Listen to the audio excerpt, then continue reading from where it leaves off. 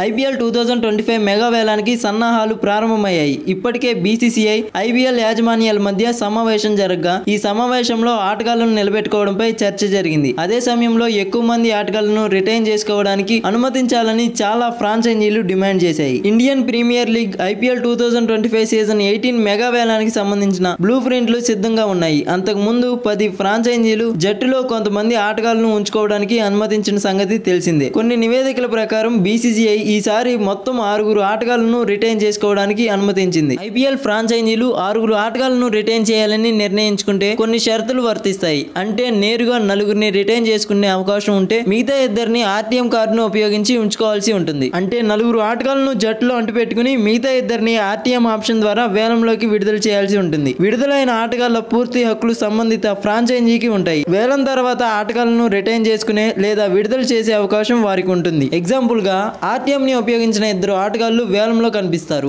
ఈ ఆటగాళ్ల కొనుగోలుకు మరో ఫ్రాంచైజీ 10 కోట్లు చెల్లించింది. అలాంటప్పుడు ఆర్టీఎం ని ఉపయోగించిన ఫ్రాంచైజీ ఆ మొత్తాన్ని మేమే చెల్లిస్తామని చెప్పి ప్లేయర్ ను తమ కోసం ఉంచుకోవచ్చు. ఆ మొత్తాన్ని చెల్లించేందుకు సిద్ధంగా లేకుంటే మాత్రం విడుదల చేయాలి. ఈ విధంగా బీసీసీఐ మొత్తం 4+2 ఆటగాళ్లను ఉంచుకోవడానికి ఫ్రాంచైజీలను అనుమతించినట్లు సమాచారం. దీని ప్రకారం చాలా ఫ్రాంచైజీలు రాబోయే ఐపీఎల్ మెగా వేలానికి ముందు మొత్తం 6 ఆటగాళ్లను ఉంచుకోబోతున్నాయి. అయితే 6 ఆటగాళ్లను ఉంచుకోవాలంటే కొంత మొత్తం చెల్లించాల్సిందని ఇక్కడ పేర్కొన్నారు. అంటే ఒక్కో ఫ్రాంచైజీ అంటుపెట్టుకున్న first, second, third and fourth players కు ఈ మొత్తాన్ని కేటాయిస్తారు. ఈ మొత్తం వేలం మొత్తం నుంచి తీసివేస్తారు. అందువల్ల ఏ ఫ్రాంచైజీ చెల్లించిన ప్లేయర్ ను రిటైన్ చేసుకునేది ఇప్పుడు ఉత్కంఠగా మారింది.